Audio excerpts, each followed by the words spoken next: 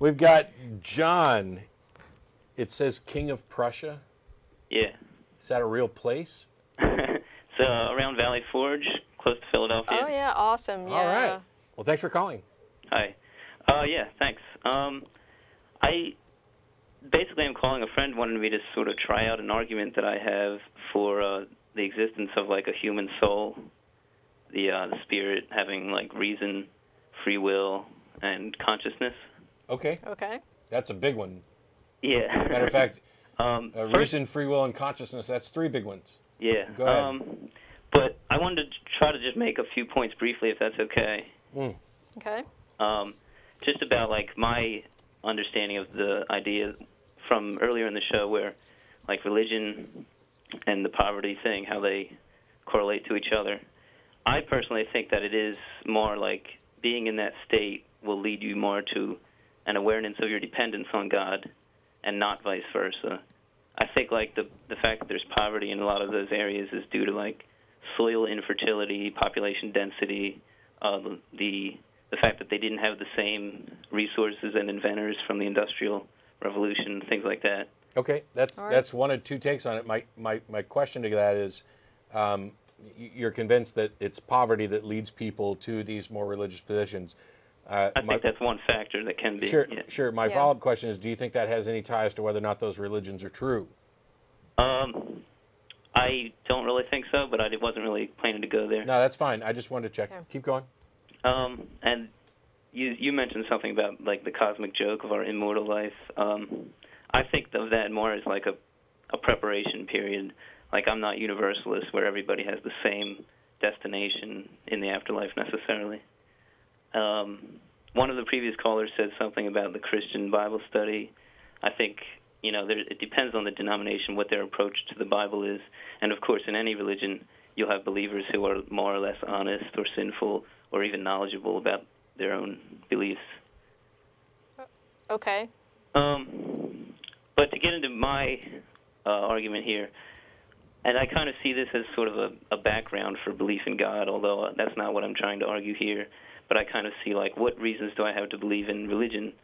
I think, to a certain extent, it's rational to believe other people and other traditions. Like, why would they bother going through the centuries with these beliefs? Cosmological things, like who started the Big Bang, if there was something like that. Again, you said, like, I'm posing the question as a who, but... Well, I'm a little confused, actually, because...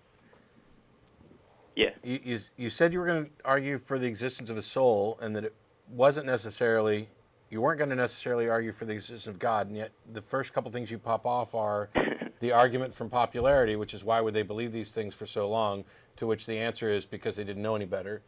Yeah. And then the cosmological argument, which is one of many, arguments that have been formally presented that are all logically flawed at some level. Right. Whether it's, the anthropic principle or teleological. I mean, if you want to go down that road, we can, but there are a bunch of callers waiting. We only got 20 minutes left, so if you want to just get to the souls one, that'd be great. So really, I was just going to say those are sort of my own ways to move on from the basic point here, which is like, I did not create myself, but I believe I have a spirit, so therefore I have to look elsewhere. So my argument as far as the spirit itself or the soul... Hey, I got to pause you again, John. Yeah. And I do this for a reason, and it's because if there's a point of contention early on in a discussion, and I sit here and let you get all the way to the end, by the time we get back to it, you've developed from that. Right. So you said that you didn't create yourself, and you believe you have a soul. Okay, right. I agree. You didn't create yourself. I think we'd all be in agreement that you are the product of your mother and father.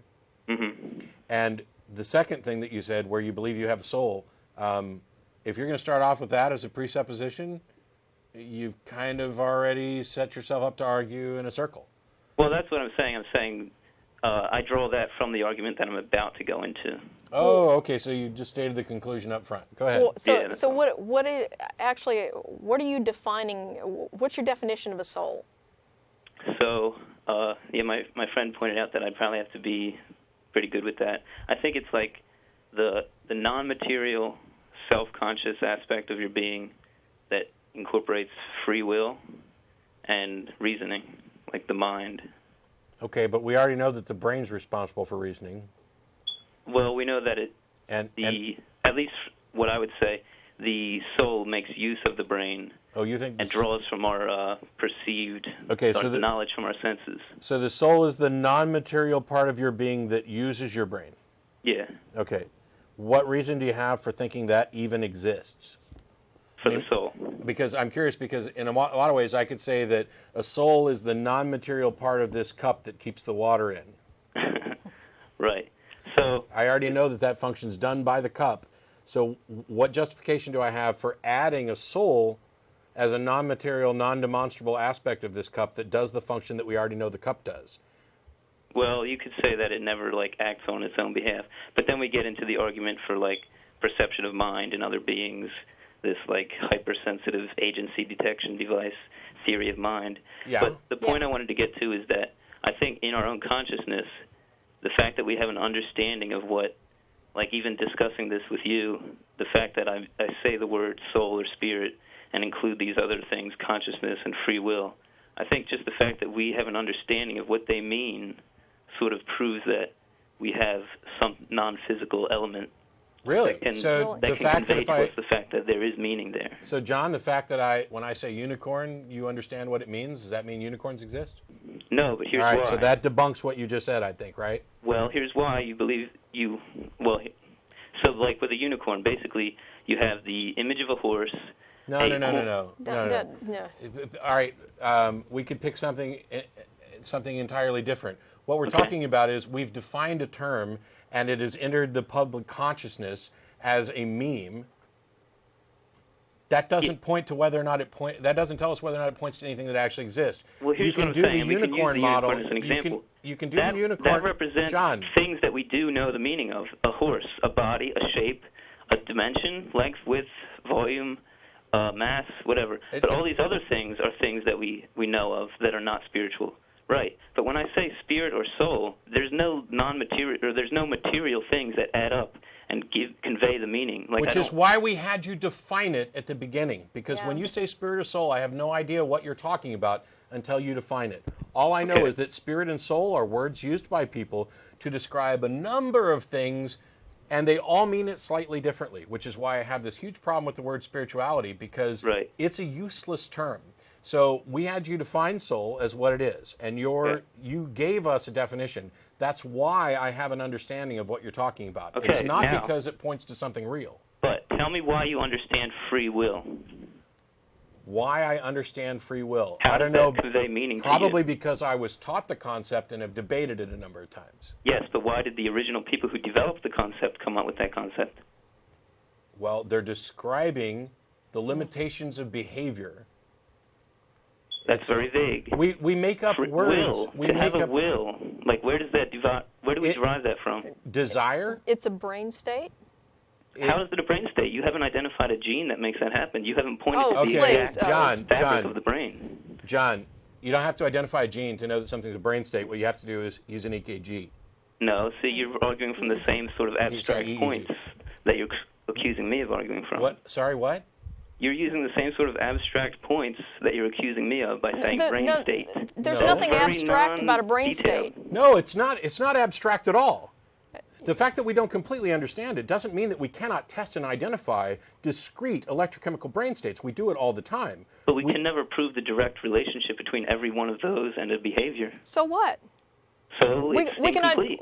That's all I'm saying. I'm not saying it proves the So you're saying you're saying making a great big argument from ignorance that since we don't know everything, you can then posit something else that we don't know, and it suddenly becomes viable. Sorry, that doesn't work. Okay, let me try to sort of reiterate my explanation there. It's not the fact that I'm pointing out this other alternative, the soul or spirit or free will, reason. What I'm saying is the fact that we can get a meaning from words like free will and consciousness shows that we have those things. No, it doesn't. No, it doesn't. We give the words meaning. We have invented the words and associated them with things, and we define them. We use them in specific ways. It doesn't in any way. What if I say belongadonk? Does that mean anything to you? John, it doesn't in any way demonstrate that the thing we're talking about is real. And that's what the unicorn demonstration was for, or I could have picked Kermabelfluffen. And if I tell you that a Kermabelfluffen is a particular type of alien that doesn't map to anything physical here, you have the concept in your brain. And once everybody else knows what it is, whether it's a fairy or a leprechaun or a Kermabelfluffen, the meme exists, but the item does not. Do not confuse the map for the place. Correct. And I agree that for that same reason, the, what's it called, ontological argument for God is not valid. Okay. However, I agree on that. Back to the, well, for one thing, I believe the fact that we have this spirit allows us to be wrong about the spirit. Stop. So your alien non-material thing we can be wrong about because we still have the non-material idea. John, you don't get to say the fact that we have this spirit. You have to actually demonstrate that before I'm going to let you call it a fact. Well, I meant the fact that we have the word and the meaning. The fact that we have the word does what?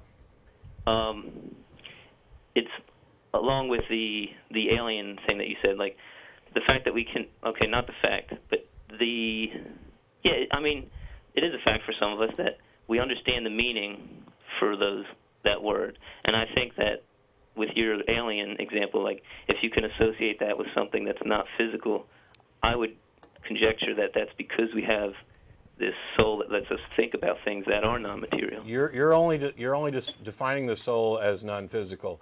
I'm saying that every attribute that people give to a soul we can identify physically, except for the part that we can't test at all, which is the idea that it continues after we're dead. You talk about the soul being. You talk about this, physically to where free will derives. John, you talk about the soul being responsible for thought, reasoning, free will, consciousness. Right. Those are all things that we can identify as brain states. You have no reason. You claim to make that, but we can't. You can see activity in the brain, but that's not what consciousness is. That's just coming up with the memory stored and the way we move our arm and everything going on at the same time. John, do you know anything about cognitive neuroscience? A little bit. Well, then Google. How can you make these statements that these brain states don't map to specific like intent or emotions or what? Because I'm aware of the progress of the research in that field. No, I don't think I know you are. About it to say that. I can guarantee you you're not. For example, something we've talked about a number of times, one of the most brilliant people on the planet in this area, V.S. Ramachandran, had done studies in split brain patients where you can question both brains and they have distinct personalities. And in one case, one half of the brain was a theist, and in another case, the other half of the brain was an atheist. Now, when they split that patient's brain, did they get it two souls? Wait, can you say that again? A split brain patient where the corpus callosum has been split divides the brain, and each half of our brain controls a different part of the body. And okay. I'll get the hemispheres confused, but let's say for the sake of the argument that it's the left hemisphere that controls speech and the right hemisphere controls the left side of the body. In any case, whether I got that backwards or not, in a patient like that, they were able to actually ask it questions because you're going to hear out of both ears. And they would have the one half of the brain would be able to answer with the mouth, and the other half of the brain would be able to answer by taking the right hand and pointing to answers. And in this case, one half of the brain was a theist. When asked if they believed in God, it said yes, and the other half of the brain said no. Now, did that human being who had its brain split get two souls, and how did that happen? The soul tapped into the brain in the one side and not the other. Okay. And you base this on what? I can only say that that's possible. I can't say it's necessarily true, but you can't disprove it either. So what you're saying... It's aside from the main point that I'm trying to make. John, stop. First of all, saying you can't disprove it is not an argument in favor of you. But second of all, what you did just do implicitly is state that this person has half a brain that does all of the things that you attribute to the other half of the brain, and it does it without a soul. We're done. The rest is just posturing. Sorry.